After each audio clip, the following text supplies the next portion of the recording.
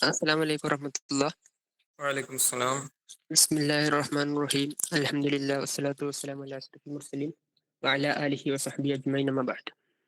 നമ്മള് നമ്മളെ കൂട്ടത്തില് എല്ലാ തരത്തിലുള്ള ഓഡിയൻസ് ഉണ്ടാവുമെന്നാണ് കരുതുന്നത്. ഇൻഷാ അള്ളാ ആ ഒരു തരത്തിലായിരിക്കും നമ്മൾ ഡിസ്കസ് ചെയ്യാം. ആസ് എ മുസ്ലിം എന്തായാലും സമ്പത്ത്, നിക്ഷേപം, അതേപോലെ തന്നെ സമ്പാദനം, ഈ മേഖലകളിലൊക്കെ നമുക്കുണ്ടായിരിക്കേണ്ട ഒരു കാഴ്ചപ്പാട്, എങ്ങനെയൊക്കെയാണ് നമ്മൾ ഇതിലൊക്കെ ഇടപെടേണ്ടത് എന്നുള്ളതൊക്കെ കുറിച്ച് ഡിസ്കസ് ചെയ്യാന്നുള്ള ഉദ്ദേശത്തിലാണ് നമ്മളൊക്കെ ഈ ഒരു വെബിനാറിൽ പങ്കെടുക്കുന്നത്. അപ്പൊ അതിലുള്ള ചില കാര്യങ്ങൾ നമുക്ക് ചർച്ച ചെയ്യാം ഇൻഷാ അള്ളാ. പ്രധാനമായിട്ടും നമ്മൾ ആദ്യം തന്നെ എല്ലാവരും ഒരു ക്യൂരിയോസിറ്റി എന്നുള്ള പറഞ്ഞാല് നമുക്ക് സ്റ്റോക്ക് മാർക്കറ്റിൽ അതേപോലെ മ്യൂച്വൽ ഫണ്ടിലൊക്കെ നമുക്ക് ഇൻവെസ്റ്റ് ചെയ്യാൻ പറ്റുമോ എന്നുള്ളതായിരിക്കും. അതിലിപ്പോ ചിലപ്പോൾ നിലവിൽ ഇൻവെസ്റ്റ് ചെയ്യുന്ന ആളുകൾ ഉണ്ടാവും, ആഗ്രഹമുള്ള ആളുകൾ ഉണ്ടാവും, ചിലപ്പോൾ അതിനെ കുറിച്ചൊന്നും ചിന്തിക്കാത്ത ആൾക്കാരും എല്ലാ തരത്തിലുള്ള ആൾക്കാരും ഉണ്ടാവും. അപ്പൊ നമ്മള് ആദ്യമായിട്ട് തന്നെ നമ്മള് ചർച്ച ചെയ്യാൻ പോകുന്നത്, അല്ലെങ്കിൽ ഇവിടെ നോക്കുന്നത്, ഇസ്ലാം ഈ ഒരു നമ്മുടെ സമ്പാദനം അല്ലെങ്കിൽ മണിയെ എങ്ങനെയാണ് കാണുന്നത്, ഇൻവെസ്റ്റ്മെന്റിന് വേണ്ടി പ്രോത്സാഹിപ്പിക്കുന്നുണ്ടോ ഇല്ലേ എന്നുള്ള തുടങ്ങിയിട്ടുള്ള കാര്യങ്ങളൊക്കെയാണ്. ഞാൻ പെട്ടെന്ന് ഉണ്ടാക്കിയ ഒരു PPT ആയതുകൊണ്ട് തന്നെ അതിൻ്റെതായ കുറച്ച് പരിമിതികൾ ഇതിനുണ്ട്. അപ്പൊ നിങ്ങൾ മനസ്സിലാക്കി നമ്മൾ കൂടുതൽ ചർച്ചയിൽ നമ്മൾ കൂടുതൽ കാര്യങ്ങൾ ഉൾപ്പെടുത്താം. പിന്നെ കുറെ ഇടങ്ങളിൽ ഇസ്ലാമില് സമ്പത്തിനെ കുറിച്ച് പറയുന്ന ഒരുപാട് ഏരിയകളുണ്ട്. ഖുർആനിൽ തന്നെ ഉള്ള ചില ഒന്ന് രണ്ട് ഹദീസ്, ഈ ഹദീസല്ല, ഒന്ന് രണ്ട് ഖുർആനിക സൂക്തങ്ങളാണ് ഇവിടെ കാണുന്നത്. ഇത് സൂറത്തുൽ ബക്കറയിലെ സൂറത്താണ്, ആയത്താണ്. മസല്ലദീന യുൻഫിഖൂന അംവാലഹും ഫീ സബീലില്ലാഹി കമസലി ഹബ്ബത്തിൻ അൻബതത് സബ്അ സനാബില ഫീ കുല്ലി സുംബുലത്തിൻ മിഅതു ഹബ്ബത്തിൻ വല്ലാഹു യുദാഇഫു ലിമൻ യശാഉ വല്ലാഹു വാസിഉൻ അലീം. ഇതൊക്കെ ഈ കാണുന്ന ആയത്തുകളൊക്കെ വളരെ ഇംപ്ലിസിറ്റ് ആയിട്ട്, അതായത് ഒരു കയ്യിൽ സമ്പത്ത് ഉണ്ടായിരിക്കുക എന്നുള്ളത് എത്രത്തോളം ഇമ്പോർട്ടന്റ് ആണ്, അല്ലെങ്കിൽ അതിൽ ഉള്ളതിന് ഇസ്ലാമിൽ എത്രത്തോളം ഒരു ഇമ്പോർട്ടൻസ് ഉണ്ട് എന്ന് കാണിക്കുന്ന ആയത്തുകളാണ്. അതായത് കൂടുതൽ ഇൻഫാഖ് ചെയ്യാൻ ആരുടെ ഉണ്ടാവുക, കൂടുതൽ പണം ഉണ്ടാവുന്ന അടുത്ത ഉണ്ടാവുക. അപ്പം ഓരോരുത്തരും അതിലും കൂടുതൽ പണം ഉണ്ടാവുക എന്നുള്ളത് എത്രത്തോളം ഇമ്പോർട്ടന്റ് ആണ്. അതേപോലെ തന്നെ അടുത്ത ആയത്ത് وليخشى തുറക്കും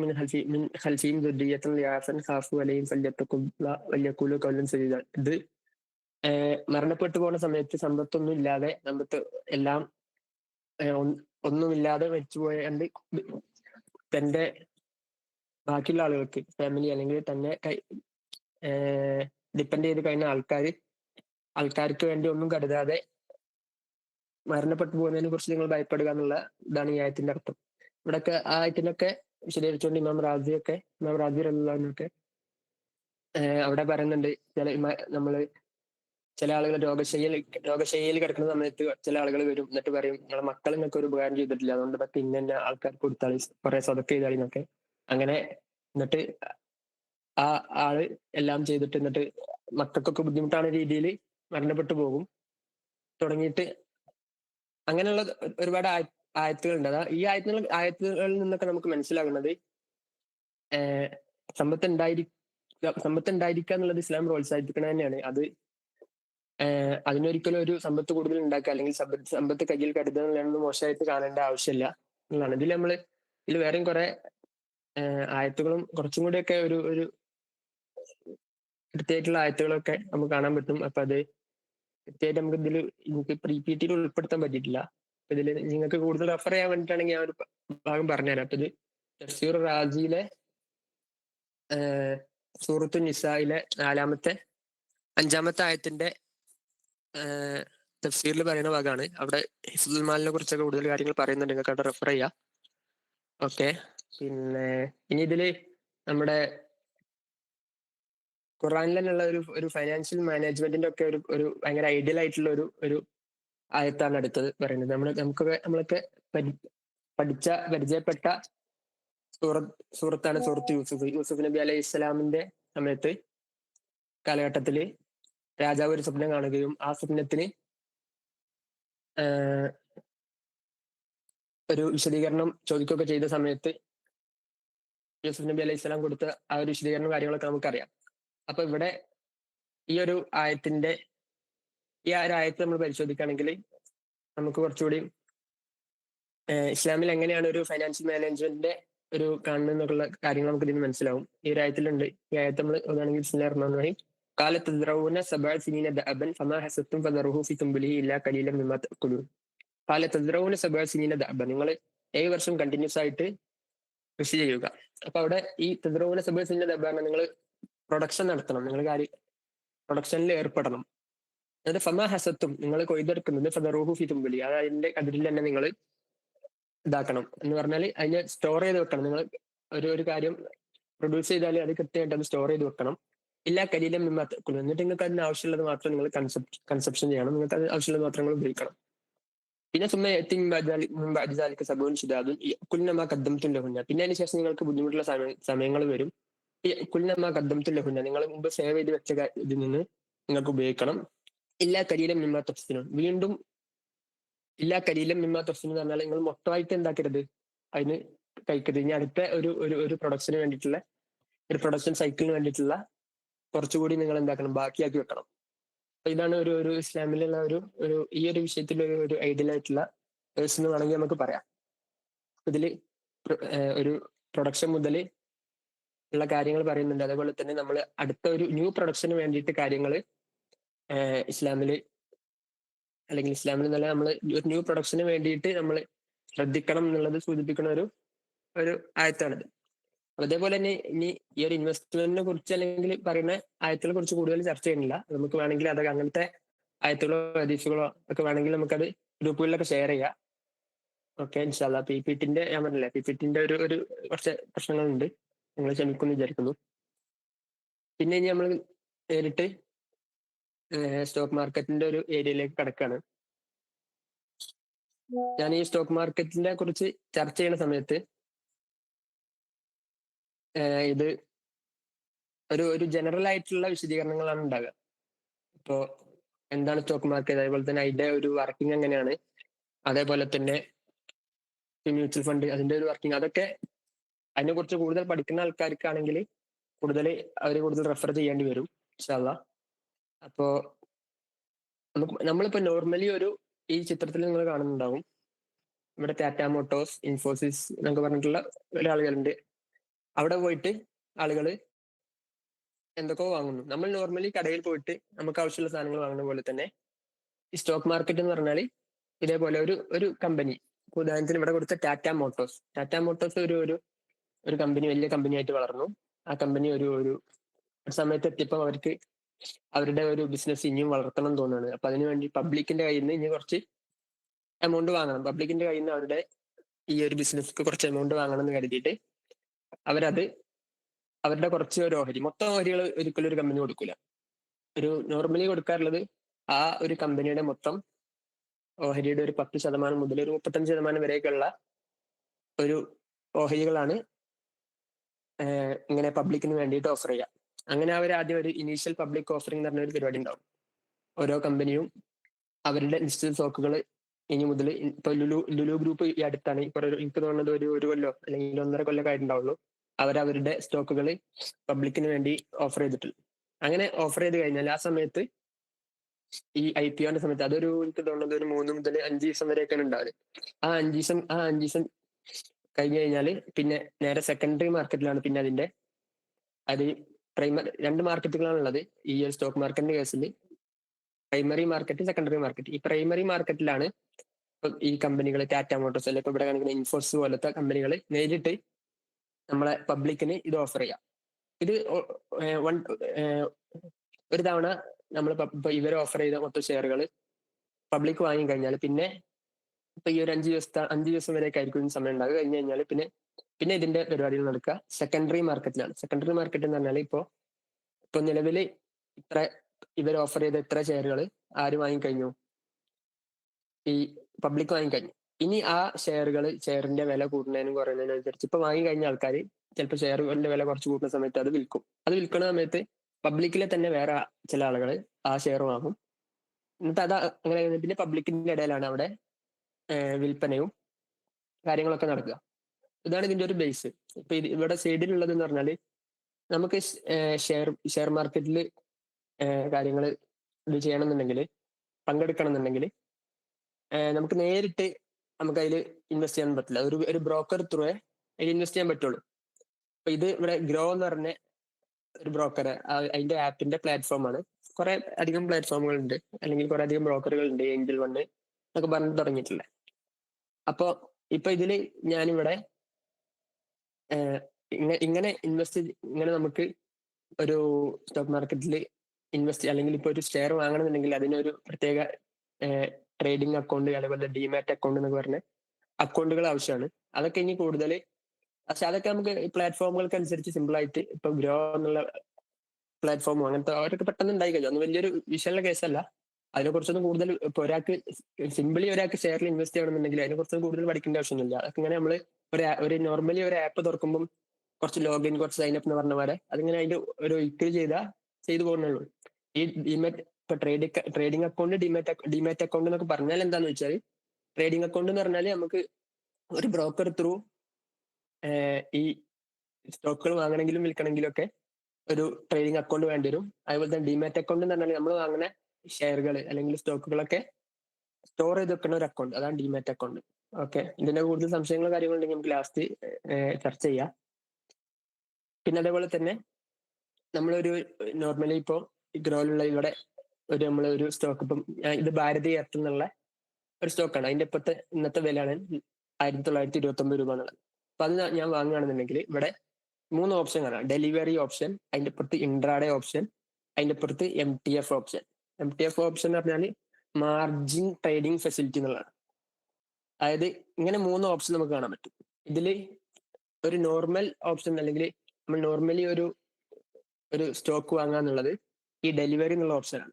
ഇൻട്രാഡേ എന്ന് പറഞ്ഞാൽ നമ്മൾ ഒരു ദിവസം അന്ന് തന്നെ സ്റ്റോക്ക് വാങ്ങിയിട്ട് അന്ന് തന്നെ വിൽക്കുക എന്നുള്ളതാണ്. പിന്നെ മാർജിൻ ട്രേഡിംഗ് ഫെസിലിറ്റി എന്ന് പറഞ്ഞാൽ നമ്മുടെ കയ്യിൽ ഒരു 1000 രൂപ ആണുള്ളത്, എന്നാൽ നമ്മുടെ അടുത്ത് 1000 രൂപ ഉണ്ടെന്നുണ്ടെങ്കിൽ ഈ ഒരു പ്ലാറ്റ്ഫോമോ ഈ ഉദാഹരണത്തിൽ ഗ്രോ എന്നുള്ള ടീം നമുക്ക് നമ്മുടെ അടുത്ത് എത്രയാണുള്ളത് അതിന്റെ ഒരു 5 ഇരട്ടി നമുക്ക് തരും. എന്നിട്ട് നമ്മളോട് ഇപ്പൊ നമ്മുടെ അടുത്ത് 1000 ഉണ്ട്, അങ്ങനെയാണെന്നുണ്ടെങ്കിൽ അവര് ഒരു 5000 രൂപ നമ്മുടെ കയ്യിൽ വന്നിട്ട് നമ്മളോട് സ്റ്റോക്കിൽ ഇൻവെസ്റ്റ് ചെയ്യാൻ വേണ്ടി പറയും. എന്നിട്ട് നമ്മളത് ഇൻവെസ്റ്റ് ചെയ്യുന്ന സമയത്ത് ഇപ്പോ 1000 ഉള്ളത് ശരിക്കും നമ്മൾ നേരെ ഒരു 1000 രൂപയാണ് നമ്മൾ ഇൻവെസ്റ്റ് ചെയ്യണമെന്നുണ്ടെങ്കിൽ ഇപ്പോ ആ കമ്പനി പ്രോഫിറ്റിലായിട്ട് ഒരു 1500 എന്ന് പറഞ്ഞാൽ ഒരു 500 റുപ്യ കൂടുന്ന അതേ സമയത്ത് നമുക്ക് ഒരു 500 റുപ്യാണ് ലാഭം കിട്ടുള്ളൂ. എന്നാൽ ഇവിടെ മാർജിൻ ട്രേഡിന്റെ സമയത്ത് എന്ന് പറഞ്ഞാൽ അവര് നമുക്ക് കുറച്ച് ഇത് കൂടുതൽ പറഞ്ഞാൽ ഇപ്പം ഇവിടുന്ന് പറയുന്നില്ല, എനിക്ക് തോന്നുന്നത് ഡിസ്കഷന്റെ സമയത്ത് പറയുന്നത്, മറ്റേത് ആകെപാട് കൺഫ്യൂഷൻ ആവും. എന്തായാലും നോർമലി നമ്മൾ സ്റ്റോക്ക് വാങ്ങുന്ന സമയത്ത് 3 ഓപ്ഷനാണ് ഉണ്ടാകുക. ആ ഓപ്ഷൻ ഓരോന്നും എന്താണെന്നുള്ളത് നമുക്ക് വേണ്ടി പിന്നീട് ചർച്ച ചെയ്യാം. ഒരു നോർമലി നമ്മൾ സ്റ്റോക്ക് വാങ്ങണമെന്നുണ്ടെങ്കിൽ ഒരു നിശ്ചിത സമയത്തേക്ക്, കുറച്ച് സമയത്തേക്ക് വേണ്ടിയിട്ട് നമ്മൾ സ്റ്റോക്ക് വാങ്ങുകയാണെന്നുണ്ടെങ്കിൽ ഡെലിവറി എന്നുള്ള ഓപ്ഷനാണ് എടുക്കുക. അപ്പൊ ഇതാണ് എന്താണ് സ്റ്റോക്ക് മാർക്കറ്റ് എന്നുള്ളതിന്റെ ഒരു ബേസിക് ഐഡിയ. അപ്പൊ ഇതില് ഇനി അടുത്തെന്ന് പറഞ്ഞാൽ മ്യൂച്വൽ ഫണ്ട്. സ്റ്റോക്ക് മാർക്കറ്റും മ്യൂച്വൽ ഫണ്ടും ഒക്കെ ഏകദേശം ഒരേപോലെ തന്നെയാണ്. അതിലിപ്പോ എന്താണ് ഡിഫറൻസ് വരികയെന്ന് വെച്ചാൽ, ഇപ്പൊ ഇതിൽ ഈ ചിത്രത്തിൽ എന്താണുള്ളത്, സ്റ്റോക്ക് മാർക്കറ്റിന്റെ ചിത്രത്തിലുള്ളത് നമ്മൾ നേരിട്ട് ഒരു ഉദാഹരണത്തിന് ആദ്യം ഇവര് ഒരു കമ്പനി അവരുടെ ഷെയറുകൾ ഓഫർ ചെയ്യുന്ന സമയത്ത് നമ്മൾ ഷെയറുകൾ വാങ്ങുകയാണെന്നുണ്ടെങ്കിൽ നേരിട്ട് അവരുടെ കയ്യിൽ നിന്ന് വാങ്ങുക, അല്ലെങ്കിൽ ഇനി ഓൾറെഡി അവർ ഓഫർ ചെയ്ത് പബ്ലിക്കിന്റെ കയ്യിലാണെന്നുണ്ടെങ്കിൽ നമ്മൾ ഓരോ ആളുകളുടെ അടുത്തു നിന്നും ഒരു കമ്പനിയുടെ ഷെയർ വാങ്ങുക. നേരെ ഇപ്പം ഞാൻ നേരെ ഇതിലുള്ള പോലെ തന്നെ ഒരു കസ്റ്റമർ അല്ലെങ്കിൽ ഒരു ഇൻവെസ്റ്റർ നേരെ ടാറ്റ മോട്ടോഴ്സിന്റെ മാത്രമാണ് ഷെയർ ആണ്. ഈ കസ്റ്റമർ ഇൻഫോസിന്റെ മാത്രം ഷെയർ ആണ്. അതൊന്നെങ്കിൽ പബ്ലിക്കിന്റെ കയ്യിൽ നിന്നാകാം, അല്ലെങ്കിൽ നേരിട്ട് അവരുടെ കയ്യിൽ നിന്നാകാം. എന്നാൽ ഇവിടെ മ്യൂച്വൽ ഫണ്ട്സ് വരുന്ന സമയത്ത് ഈ ഒരു ഹാൻഡ് ഉണ്ടല്ലോ, ഇയാളെ ഈ ഒരു ബാസ്ക്കറ്റിക്ക് അയാളെ പൈസ കൊടുക്കുകയാണ് ചെയ്യണം. ഇവിടെ ഈ ഒരു ബാസ്ക്കറ്റ് പിടിച്ചിരിക്കുന്ന ആളെ നമുക്ക് ഫണ്ട് മാനേജർ എന്ന് പറയും. മ്യൂച്വൽ ഫണ്ട് എന്ന് പറഞ്ഞാൽ അവിടെ എന്താ സംഭവിക്കണം വെച്ചാൽ, നമ്മുടെ എല്ലാ പൈസയും കൂടി ഇതേപോലെ ഒരു ബാസ്ക്കറ്റിലേക്ക് ഇടുക കരുതുക. എന്നിട്ട് നമ്മളും ഇതേപോലെ വേറെ കുറെ ആൾക്കാർ, കുറെ ആളുകളുടെ കാശ് ഈ ഒരു ബാസ്ക്കറ്റിൽ എത്തുന്നു. ആ കാശ് ഉപയോഗിച്ചിട്ട് ഈ ഫണ്ട് മാനേജർമാർ എന്ന് പറഞ്ഞാൽ ഈ ഒരു സോഷ്യൽ എന്നല്ല, സ്റ്റോക്ക് മാർക്കറ്റിന്റെ അതിന്റെ ഒരു വർക്കിംഗ് കാര്യങ്ങളൊക്കെ കൂടുതലായിട്ട് പഠിച്ച അതിന്റെ കൃത്യമായിട്ട് എന്നും അനലൈസ് ചെയ്തുകൊണ്ടിരിക്കുന്ന ടീമായിരിക്കും. അവര് ഈ എല്ലാവരുടെ പൈസയും കൂടി വാങ്ങിയിട്ട്, നമ്മൾ കൊടുത്ത എല്ലാവരുടെ പൈസ കൂടി വാങ്ങിയിട്ട് അവർ കുറെ സ്റ്റോക്കുകൾ വാങ്ങും പലതരത്തിലുള്ള. ഇപ്പൊ ഇതിൽ കൊടുത്ത ടാറ്റ മോട്ടോഴ്സ്, ഇങ്ങനത്തെ ഏതെങ്കിലും ബാങ്ക്, അങ്ങനെ കുറെ കമ്പനികളുടെ സ്റ്റോക്കുകൾ അവർ വാങ്ങും. അങ്ങനെ സ്റ്റോക്ക് വാങ്ങുന്ന സമയത്ത് എന്താ സംഭവിക്കുന്നത് വെച്ചാൽ നമ്മൾ ഇവിടെ ഇപ്പുറത്ത് സ്റ്റോക്ക് മാർക്കറ്റിലാണെന്നുണ്ടെങ്കിൽ നമ്മൾ നേരിട്ട് ഒരു ടാറ്റ ഇപ്പൊ നമ്മൾ ഇവിടെ തന്നെ നോക്കാം. ഞാൻ ഇവിടെ എടുത്ത് ഗ്രോ എന്ന പ്ലാറ്റ്ഫോമിലുണ്ട് ഭാരതി എയർടെൽ. ഭാരതി എയർടെലിന് എത്ര ഉള്ളത് 1929 രൂപ. അപ്പൊ ഞാൻ മിനിമം ഒരു സ്റ്റോക്ക് വാങ്ങണമെങ്കിൽ 1929 രൂപ ഇവിടെ ചെലവാക്കണം, എന്നാലും എനിക്കൊരു സ്റ്റോക്ക് കിട്ടുള്ളൂ. അതേപോലെ തന്നെ നമുക്ക് അങ്ങനെ കുറെ കമ്പനികളുടെ സ്റ്റോക്ക് നമുക്ക് വേണമെന്നുണ്ടെങ്കിൽ അത്രയധികം പൈസ നമ്മുടെ കയ്യിൽ വേണം.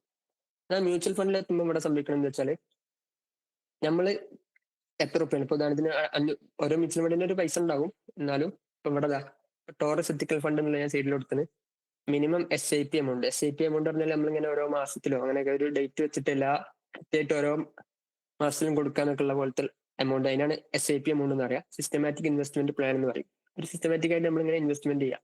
അപ്പൊ ഇവിടെ മിനിമം 500 എന്ന് കൊടുത്തു. ഇതേപോലെ തന്നെ നമ്മൾ വൺ ടൈം രണ്ട് ഓപ്ഷനാണ് ഇവിടെ ഈ ഒരു മ്യൂച്വൽ ഫണ്ട് കേസിൽ കൊടുത്ത്. സ്റ്റാർട്ട് SIP വൺ ടൈം ആയിട്ട് നമ്മൾ ഒറ്റയടിക്ക് ഒരു 10,000 ഒക്കെ ഇൻവെസ്റ്റ് ചെയ്യാൻ അതിന് ചിലപ്പോൾ ഒരു മിനിമം എമൗണ്ട് ഉണ്ടാവേണ്ടതാണ്. എങ്ങനെയാണെന്നുണ്ടെങ്കിലും മ്യൂച്വൽ ഫണ്ട് ആകുമ്പോൾ നമുക്ക് അവിടെ ഒരു ഷെയർ വാങ്ങാൻ തന്നെ ഈ പൈസ ആയ സമയത്ത്, അതേപോലെ തന്നെ നമുക്ക് ഒരു 10 ഷെയർ വാങ്ങാനാണെങ്കിൽ ചിലപ്പോൾ നമുക്ക് 10,000 20,000 ഒക്കെ നമ്മുടെ കയ്യിൽ വേണ്ടി വരും.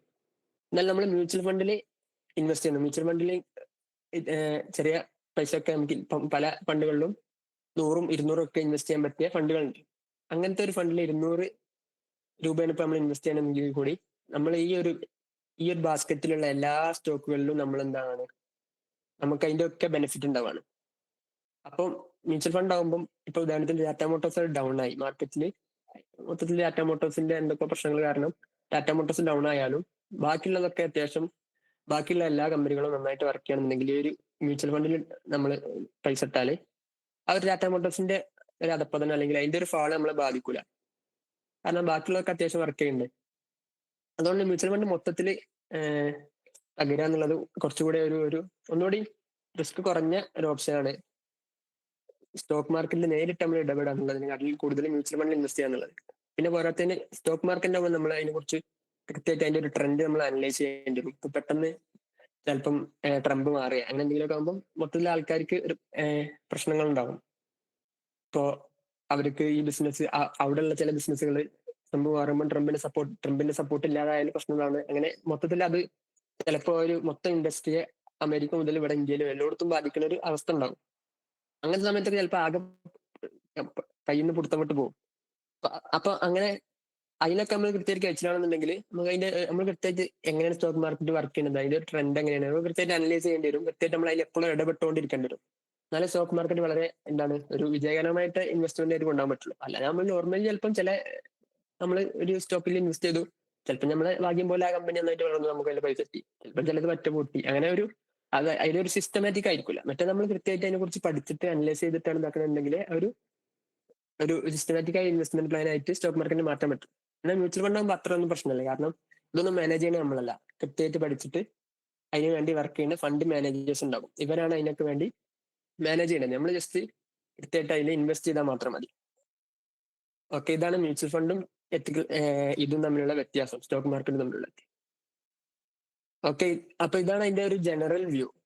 ഇനി അതില് ജനറൽ ആയിട്ട് എന്തെങ്കിലും കാര്യങ്ങൾ കൂടുതൽ പറയണോ, എന്തെങ്കിലും കാര്യങ്ങൾ സൂചിപ്പിച്ചാല് അല്ല നമുക്ക് അതിന്റെ ഒരു കുറച്ചുകൂടി ഇസ്ലാമിക് ആയിട്ടുള്ള വ്യൂ പോയിന്റിലേക്ക് പോവാം. അല്ലാന്നുണ്ടെങ്കിൽ ജനറൽ കാര്യങ്ങൾ തന്നെ എന്തെങ്കിലും ചെറുതെന്തെങ്കിലും ഉണ്ടെങ്കിൽ നമുക്കിപ്പോ പറയാം, അല്ലെങ്കിൽ ലാസ്റ്റ് പറയാം, എങ്ങനെ നിങ്ങൾ പറഞ്ഞ പോലെ ചെയ്യാം. ഇൻഷാ അല്ലാ. ഇനി അതല്ല വേറെ എന്തെങ്കിലും കാര്യങ്ങൾ ഇതിന്റെ ഒപ്പം പറയണ്ടോ, എന്തെങ്കിലും ഉണ്ടെങ്കിൽ ഇപ്പൊ തന്നെ പറയണോ അതോ എന്താ ചെയ്യേണ്ടത്? ആ തുടർന്ന് നമുക്ക് ലാസ്റ്റ് ക്വസ്റ്റ്യൻ ചോദിക്കാം. ഓക്കെ ഓക്കെ, ഇനിയിപ്പോ നമ്മൾ കുറച്ചും കൂടി ഒരു ഇസ്ലാമിക് പെർസ്പെക്റ്റീവിലോട്ട് പോവാണ്. അപ്പൊ നമ്മളിപ്പോ നിലവിൽ ഇതുവരെ ചർച്ച ചെയ്തത് ഇസ്ലാം ഇൻവെസ്റ്റ്മെന്റിനെ എങ്ങനെ നോക്കി കാണുന്നു, ഇൻവെസ്റ്റ്മെന്റ് പ്രോത്സാഹിപ്പിക്കുന്നുണ്ടോ, അല്ലെങ്കിൽ അങ്ങനത്തെ കുറച്ച് കാര്യങ്ങളും, പിന്നെ ജനറൽ ആയിട്ട് എന്താണ് സ്റ്റോക്ക് മാർക്കറ്റ്, അവിടെ നടക്കുന്ന പ്രോസസ്സുകൾ വളരെ കുറഞ്ഞ രീതിയിൽ നമ്മൾ അതും പറഞ്ഞു, മ്യൂച്വൽ ഫണ്ടിൽ നടക്കുന്ന കാര്യങ്ങളും നമ്മൾ പറഞ്ഞു. ഇനി ഒരു ജനറൽ അതിന്റെ ഒരു ആസ് എ വർക്കിംഗ് മോഡൽ എന്നുള്ള നിലയ്ക്ക് ഇസ്ലാമിലെ നിയമങ്ങളുമായിട്ട് ഇതെങ്ങനെ ഇൻകോർപ്പറേറ്റ് ആവുന്നു എന്നുള്ളതാണ് നമ്മൾ നോക്കുന്നത്. അപ്പൊ നമ്മളിവിടെ സ്റ്റോക്ക് മാർക്കറ്റിന്റെ കേസ് നമ്മൾ നോക്കുകയാണെന്നുണ്ടെങ്കിൽ നമ്മളിവിടെ ഷെയറുകൾ വാങ്ങുന്നു, ഷെയറുകൾ വിൽക്കുന്നു. അപ്പോ നോർമലി ഒരു വാലിഡ് ആയ ബൈക്കിൽ ഉള്ള കുറെ കാര്യങ്ങൾ അപ്പൊ ഇതിന് ബാധകമായിട്ട് വരും.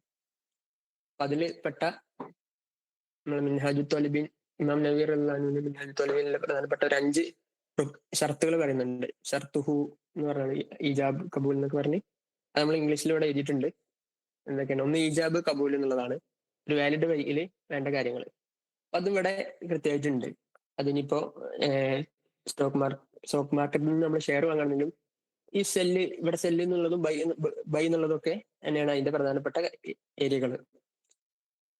ഇന്നത്തെ കാലത്ത് നമ്മൾ നോർമലി വാങ്ങുമ്പോഴുള്ള പോലെ തന്നെ ഇവിടെ സെല്ല് ബൈ എന്നുള്ള ഈ ഓപ്ഷൻസ് തന്നെയാണ് അതിന്റെ പ്രധാനപ്പെട്ട ഈജാബ് കബൂൽ എന്നുള്ള ഓഫർ ആൻഡ് അക്സെപ്റ്റൻസ് എന്നുള്ളത്. പിന്നെ ഒന്നാണ് നെഫ് ഉള്ള സാധനങ്ങൾ അയക്കണം, വിൽക്കണത് അല്ലെങ്കിൽ വാങ്ങണത്. യൂട്ടിലിറ്റി ഉണ്ടായിരിക്കണം, അതുകൊണ്ട് അങ്ങനെ യൂസ്ഫുൾ ആയിരിക്കണം. അപ്പൊ നമ്മളൊരു ഷെയർ വാങ്ങണമെന്നുണ്ടെങ്കിൽ ആ ഷെയർ പ്രൊഡക്റ്റീവ് ആയിട്ടുള്ള അസറ്റുകളാണ്. നമുക്ക് അതിന് അതിന്റെ ഡിവിഡൻസ് കിട്ടും. അതേപോലെ തന്നെ നമുക്ക് ഓരോ ഷെയറിനും ഒരു വോട്ടിംഗ് റേറ്റ് ഉണ്ടാവും.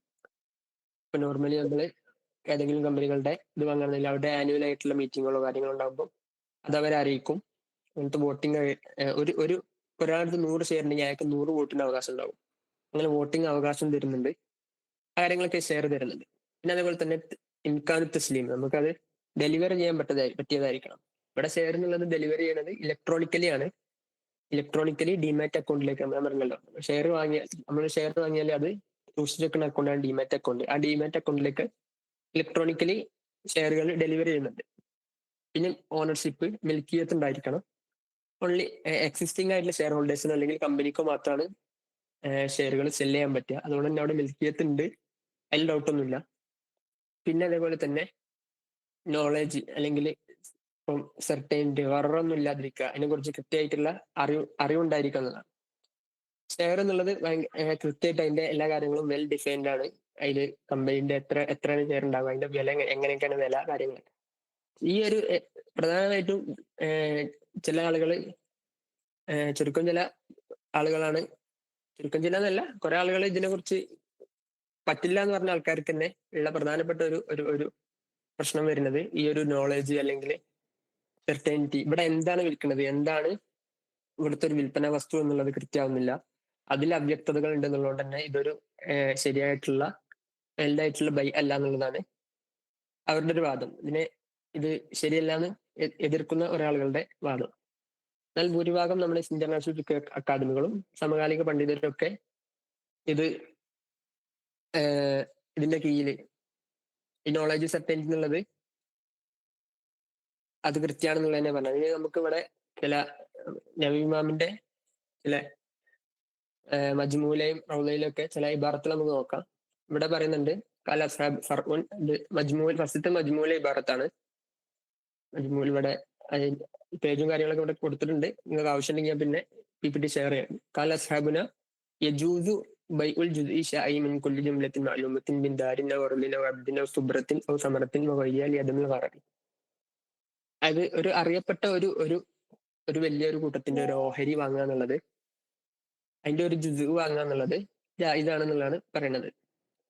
ഈ റൗദയിലെ ഇബാറത്തും അത് തന്നെയാണ് പറയുന്നത്, സെയിം കാര്യം തന്നെയാണ്. ഇനി ഇത് നമ്മുടെ ഷാഫി മദ്ഹബിലെ കാര്യമാണ് ഇങ്ങനെ വാങ്ങുക എന്നുള്ളത്. ഇനിയിപ്പോ ഹനഫി മദ്ഹബിലും അതുപോലെ തന്നെ മാലിക്കി മദ്ഹബിലും ഒരാൾക്ക് ഒരു വസ്തു നിർണിതമായ ഒരു വസ്തുവാണെന്നുണ്ടെങ്കിൽ അത് കാണാതെ തന്നെ വെക്കുന്നതിന് പ്രശ്നമില്ല. അതിന്റെ ഇബാറത്തുകളാണെന്നുണ്ടെങ്കിൽ ഞാൻ പിന്നീട് ഇതിൽ നമ്മുടെ ഗ്രൂപ്പിൽ ഷെയർ ചെയ്യാം. അതായത് വെൽ ഡിഫൈൻഡ് ആയിരിക്കണം, പക്ഷെ കാണേണ്ട ആവശ്യമില്ല. ഹനഫി മദ്ഹബിലും മാലിക്കി മദ്ഹബിലും ഈ 2 മദ്ഹബ് പ്രകാരം കാണാതെ തന്നെ വിൽക്കുകയും ചെയ്യാം. അപ്പൊ ഇവിടെ ഞാൻ പറഞ്ഞു ഷെയർ വെൽ ഡിഫൈൻഡ് ആണ് എന്താണെന്നുള്ളത്.